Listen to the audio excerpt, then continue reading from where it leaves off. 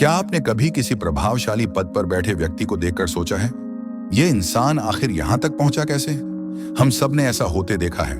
ऐसे लोग जो पूरी तरह से अयोग्य लगते हैं, लेकिन फिर भी शीर्ष तक पहुंच जाते हैं, जबकि अधिक सक्षम, विचारशील लोग पीछे छूट जाते हैं गुमनामी में। जरा सोचिए सम्राट नीरो की, जो बंसी बजा रहा था जबकि रोम जल रहा था, या हाल के वर्षों में एलिजाबेथ होम्स जैसी उद्यमी, जिसने एक ऐसे तकनीकी वादे पर साम्राज्य खड़ा किया जो कभी काम ही नहीं करता था। यह कोई दुर्लभ घटना नहीं है। ये इतनी बार होता है कि आप सोचने लगते हैं, क्या यह सच में संयोग है या फिर इसके पीछे कोई संरचनात्मक पैटर्न है। आज हम इतिहास के सबसे गलत समझे गए विचारकों में से एक निकोलो मैकियावेली की परतें खोलेंगे और उसकी ठंडी, निर्मम अंतर्दृष्टियों को देखेंगे कि शक्ति अक्सर उन लोगों के हाथों में क्यों जाती है जो उसके सबसे कम योग्य होते हैं। यह केवल एक ऐतिहासिक पाठ नहीं है, ये विचार आज भी हर जगह जीवित है। कॉरपोरेट मीटिंग रूम्स से लेकर चुनावी रैलियों तक असहज करने वाली सच्चाई कई बार बुद्धिमत्ता ही वह बाधा बन जाती है जो आपको ऊपर चढ़ने से रोकती है। इस असुविधाजनक विरोधाभास को समझना समाज में चल रही हेराफेरी को पहचानने की कुंजी हो सकता है, या फिर प्रभाव तक पहुंचने के लिए आपका मार्गदर्शन भी। 16वीं सदी के फ्लोरेंस में राजनीति से अलग थलग पड़े मैकियावेली ने वह लिखा जो आगे चलकर राजनीतिक इतिहास की सबसे कुख्यात किताब बन गई, द प्रिंस। जहां दूसरे दार्शनिक आदर्श सरकारों का सपना देख रहे थे, वहीं मैकियावेली इस बात में रुचि रखते थे कि नेता असल में कैसे व्यवहार करते हैं। हर कोई देखता है कि आप क्या दिखते हैं, बहुत कम लोग अनुभव करते हैं कि आप वास्तव में क्या हैं। ये एक वाक्य उनके दृष्टिकोण की निर्ममता को समेटे हुए है। सत्ता की दुनिया में दिखावा अक्सर वास्तविकता पर भारी पड़ता है। यही हमें पहली बड़ी सुराग देता है कि अयोग्यता क्यों ऊपर उठती है। सक्षम दिखना वास्तव में सक्षम होने से ज्यादा मायने रखता है। मैकियावेली ने एक गहरा सत्य देखा, बुद्धिमान शासक अक्सर अपनी ही बुद्धि के कारण सत्ता से चूक जाते हैं। क्यों? क्योंकि बुद्धिमत्ता के साथ कुछ असुविधाजनक गुण आते हैं। आलोचनात्मक सोच, नैतिक सीमाएं, आत्मचिंतन। ये गुण जितने प्रशंसनीय हैं, सत्ता की दौड़ में उतने ही बाधक बन सकते हैं। कल्पना कीजिए, कोई वाकई समझदार व्यक्ति किसी सत्ता संरचना में प्रवेश करता है।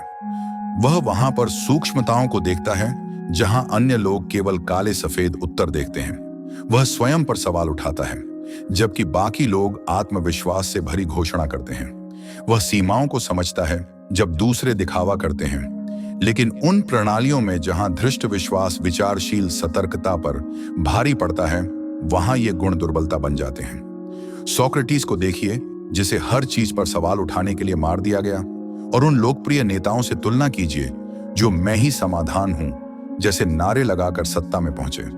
सोक्रेटिस जिसने कहा, मैं केवल इतना जानता हूं कि मैं कुछ नहीं जानता, दर्शन में अमर हो गया, लेकिन राजनीति में वह असफल था। इतिहास ऐसे नेताओं से भरा पड़ा है जो अधूरे विचारों के बावजूद पूरी दृढ़ता से बोले और जीत गए। 2017 में प्रकाशित एक विवादास्पद अध्ययन जर्नल ऑफ मैनेजमेंट में ने और भी गहराई जोड़ी।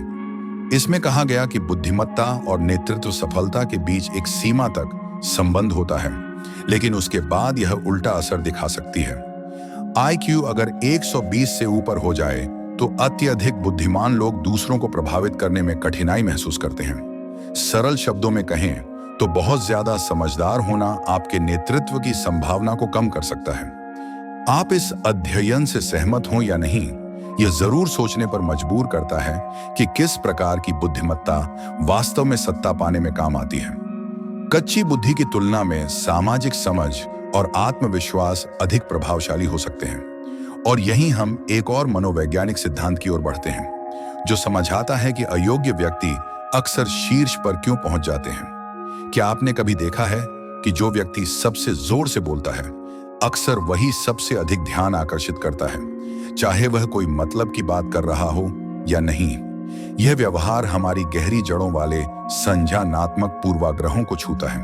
1990 के दशक में मनोवैज्ञानिक डेविड डनिंग और जस्टिन क्रूगर ने एक घटना पहचानी, अब जिसे डनिंग क्रूगर प्रभाव कहा जाता है। यह एक मानसिक भ्रम है जहां सीमित ज्ञान या कौशल वाले लोग अपनी क्षमताओं को जरूरत से ज्यादा समझते हैं, जबकि वास्तव में ज्ञानी लोग खुद पर संदेह करते हैं। मूर्ख सोचता है कि वह बुद्धिमान है, लेकिन बुद्धिमान जानता है कि वह मूर्ख है। शेक्सपियर ने लिखा था। डनिंग क्रूगर प्रभाव का सार इस पंक्ति में समाया है और आधुनिक शोध भी इसे पुष्टि करते हैं। 2020 के एक अध्ययन ने बताया कि जो लोग अत्यधिक आत्मविश्वास दिखाते हैं उन्हें ज्यादा नेतृत्व योग्यता वाला समझा जाता है, चाहे वे वास्तव में कितने भी अक्षम हों।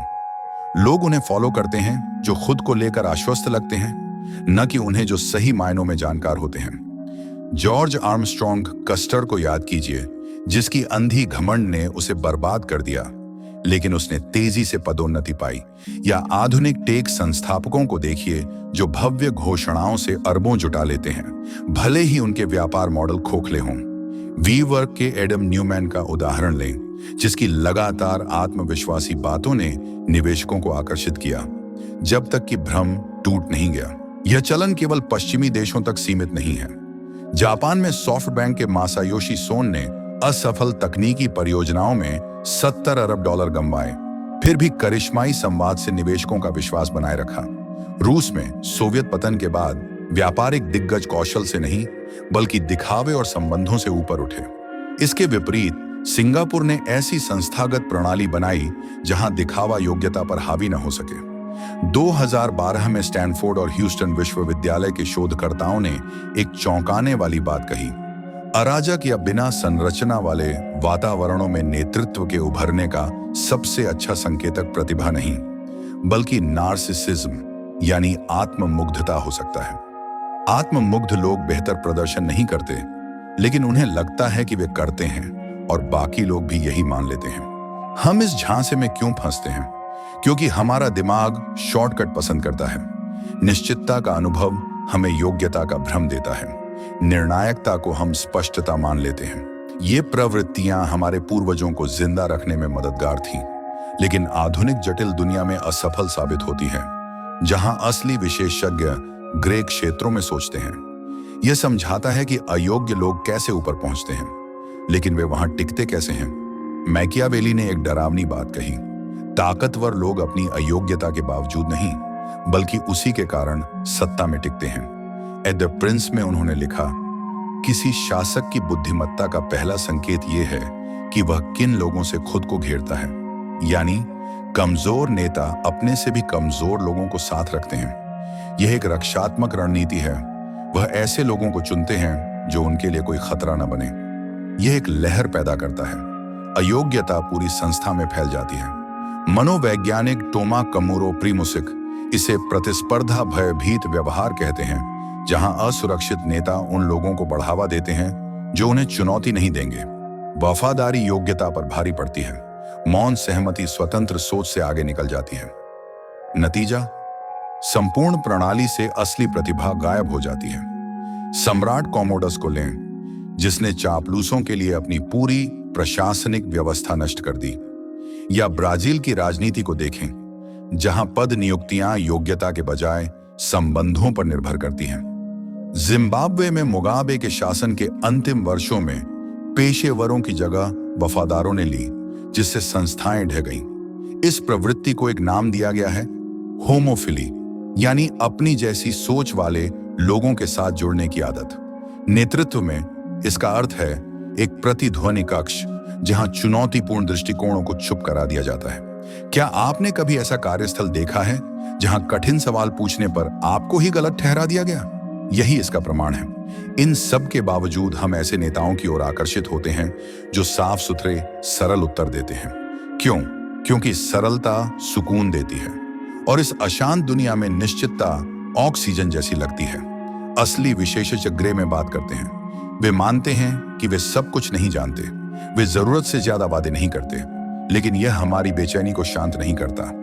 अधिकांश लोग बाहरी रूपों से ही संतुष्ट हो जाते हैं, जैसे कि वे वास्तविकता हों, मैकियावेली ने चेताया था। लोगों को सच्चाई नहीं चाहिए, उन्हें वह चाहिए जो सच्चा महसूस हो। संकट के समय में लोग किसका साथ देते हैं? न कि उस विशेषज्ञ का जो जटिल संतुलन समझा रहा हो, बल्कि उस बहादुर नेता का जो आसान मुक्ति का वादा करता है।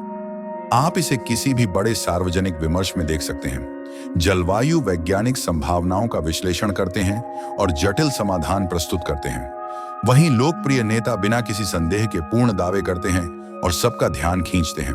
स्वास्थ्य सेवाओं पर अर्थशास्त्री और डॉक्टर सुधार की दर्दनाक सच्चाइयों को बताते हैं। राजनेता जादुई समाधान का वादा करते हैं। कौन सा संदेश दिल और दिमाग जीतता है? हमेशा वही जो सरल हो। तो हम खुद को और अपने समुदायों को उन लोगों के प्रभाव से कैसे बचाएं जो योग्यता के दम पर नहीं बल्कि भ्रम के सहारे ऊपर उठते हैं? व्यक्तिगत स्तर पर हमारा सबसे बड़ा हथियार है जागरूकता। जब हम यह पहचानना शुरू करते हैं कि हमारी सोच को किन अदृश्य शक्तियों ने आकार दिया है, तब हम उनके प्रति कहीं कम संवेदनशील हो जाते हैं। ये मानसिक रक्षा प्रणाली 3 बुनियादी आदतों पर निर्भर करती है। पहला, हमें बौद्धिक विनम्रता इंटेलेक्चुअल ह्यूमिलिटी विकसित करनी चाहिए। इसका मतलब है अपने ज्ञान की सीमाओं को स्वीकार करना। शोध बार बार दिखाते हैं कि जो लोग बौद्धिक विनम्रता का अभ्यास करते हैं वे विचारों का मूल्यांकन तर्क और तथ्यों के आधार पर बेहतर करते हैं, न कि केवल इस पर कि वे विचार कितने आत्मविश्वास से प्रस्तुत किए गए हैं। इस गुण को अपने मस्तिष्क की प्रतिरक्षा प्रणाली की तरह सोचिए। जैसे आपके शरीर को संक्रमण से लड़ने के लिए एंटीबॉडी की जरूरत होती है, वैसे ही आपके दिमाग को झूठे आत्मविश्वास और चालाक दावों से खुद को बचाने के लिए संदेह की जरूरत होती है। दूसरा, हमें मीडिया साक्षरता मीडिया लिटरेसी को धार देना होगा। यह क्षमता है शोर और संदेश में फर्क करने की, दिखावे और वास्तविकता में अंतर पहचानने की। इसका मतलब है जो जानकारी हम ग्रहण करते हैं उसमें जानबूझकर चयन करना, स्रोत पर सवाल उठाना, फ्रेमिंग को समझना और मात्रा से अधिक गुणवत्ता को महत्व देना। प्रसिद्ध निवेशक वॉरेन बफेट ने एक बार कहा था, वास्तव में सफल लोग लगभग हर चीज को ना कहते हैं। इस विचार को सूचना ग्रहण करने पर लागू करें। सबसे बुद्धिमान दिमाग हर चीज नहीं अपनाते, वे गुणवत्ता के लिए निर्ममता से छंटनी करते हैं। तीसरा, हमें दार्शनिक चिंतन की भूली हुई कला को पुनः अपनाना होगा। इसका मतलब है हर दिन यदि संभव हो थोड़ी जगह बनाना जहां हम अपने कार्यों को संचालित करने वाले गहरे सत्य पर विचार करें। प्राचीन स्टोइक दार्शनिकों ने अपने जीवन को इसी अभ्यास के इर्द गिर्द गढ़ा था। वे केवल प्रतिक्रिया नहीं करते थे, वे विचार करते थे। फ्रांसिस बेकन ने लिखा, बुद्धिमान व्यक्ति अवसरों को खोजता नहीं, उन्हें बनाता है। चिंतन निष्क्रियता नहीं है, यह शक्ति है। यह हमें यह स्पष्टता देता है कि हम अपने भीतर की दुनिया को आकार दें, न कि हर बाहरी शोर द्वारा आकार लिए जाएं। लेकिन केवल व्यक्तिगत प्रयास पर्याप्त नहीं है। यदि हम अयोग्यता के संस्थागत उभार को रोकना चाहते हैं तो हमें उन ढांचों को दोबारा गढ़ना होगा जो इसे पनपने की अनुमति देते हैं। यह हमें सामूहिक समाधानों की ओर ले जाता है। हमारी संस्थाएं कैसे इस तरह विकसित हों कि वे सत्य, प्रतिभा और पारदर्शिता को प्राथमिकता दें। यहां फिर से 3 स्तंभ उभरते हैं। पहला, हमें मजबूत उत्तरदायित्व ढांचे अकाउंटेबिलिटी फ्रेमवर्क्स बनाने होंगे। प्रणालियां इस तरह से रची जानी चाहिए कि फीडबैक ईमानदार, वस्तुनिष्ठ और किसी करिश्मा या मोहक व्यक्तित्व से अछूता हो। कल्पना कीजिए एक कंपनी जहां स्वतंत्र बोर्ड शक्तिशाली और जवाबदेह है, बनाम वह जहां कार्यकारी सदस्य चापलूसों से घिरे हैं। बोइंग 737 मैक्स त्रासदी इसका दर्दनाक उदाहरण है। इंजीनियरों ने चेतावनी दी, लेकिन उन्हें अल्पकालिक लाभ के लिए चुप करा दिया गया। कोई जवाबदेही नहीं, कोई सुधार नहीं। नतीजा, तबाही। दूसरा, हमें संज्ञानात्मक विविधता कॉग्निटिव डाइवर्सिटी को प्राथमिकता देनी होगी। यह केवल प्रतीकात्मकता नहीं है, यह प्रदर्शन की बात है। विविध टीमें केवल कागज पर अच्छी नहीं दिखती, वे समरूप टीमों से बेहतर प्रदर्शन करती हैं। क्यों? क्योंकि वे एक दूसरे के दृष्टिकोणों को चुनौती देती हैं। वे समस्याओं को विभिन्न दृष्टिकोणों से देखती हैं। वे इको चैम्बर्स का प्रतिरोध करती हैं। जब कमरे में भिन्न आवाजें नहीं होती तो मान्यताएं बिना जांचे चली जाती हैं और गलतियां हम बढ़ती जाती हैं। तीसरा, हमें कट्टर पारदर्शिता रेडिकल ट्रांसपेरेंसी को लागू करना होगा। जटिलता कभी भी अयोग्यता के लिए पर्दा नहीं बननी चाहिए। इसलिए सरकारों में सनशाइन कानून होते हैं। इसलिए डॉक्टर हितों के टकराव को सार्वजनिक करते हैं। यह केवल जवाबदेही की बात नहीं है, यह धोखे को खुले में छिपने से रोकने की कोशिश है। जब निर्णय प्रक्रिया अपारदर्शी हो जाती है तो भ्रष्टाचार चुपचाप अंदर घुस आता है। इन तीनों स्तंभों व्यक्तिगत और संस्थागत के केंद्र में है शिक्षा, लेकिन केवल तकनीकी शिक्षा नहीं। हमें लोगों को कैसे सोचना है यह सिखाना होगा, क्या सोचना है यह नहीं। आलोचनात्मक सोच, नैतिक निर्णय, ऐतिहासिक संदर्भ, इन्हीं से महान सभ्यताएं बनती हैं। एथेंस ने अकादमी को जन्म दिया। पुनर्जागरणकालीन फ्लोरेंस ने मानवतावाद को पोषित किया।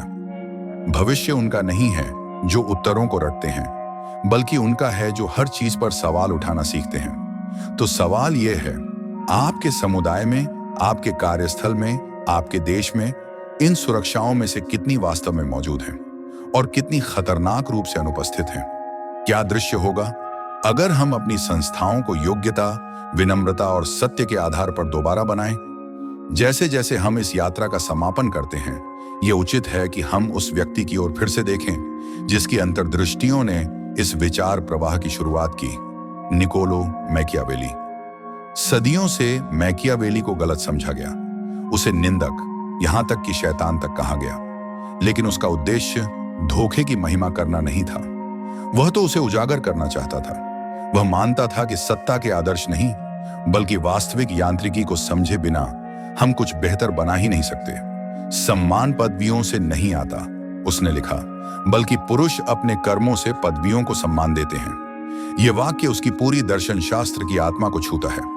सत्ता अपने आप में कुछ नहीं है, यह कैसे इस्तेमाल की जाती है, यही इसकी कीमत तय करता है। सम्मान पद को नहीं, बल्कि उस व्यक्ति को मिलता है जो उसके भार के योग्य साबित होता है। जब हम मैकियावेली के रियल पॉलिटिक को आधुनिक मनोविज्ञान से जोड़ते हैं, तो हम मानवीय व्यवहार और सामाजिक गतिशीलता के कठिन सत्य उजागर करते हैं। लेकिन यही कठिन सत्य हमें चाहिए। हम बेहतर दुनिया नहीं बना सकते यदि हम इन पैटर्न्स से मुंह मोड़ते हैं।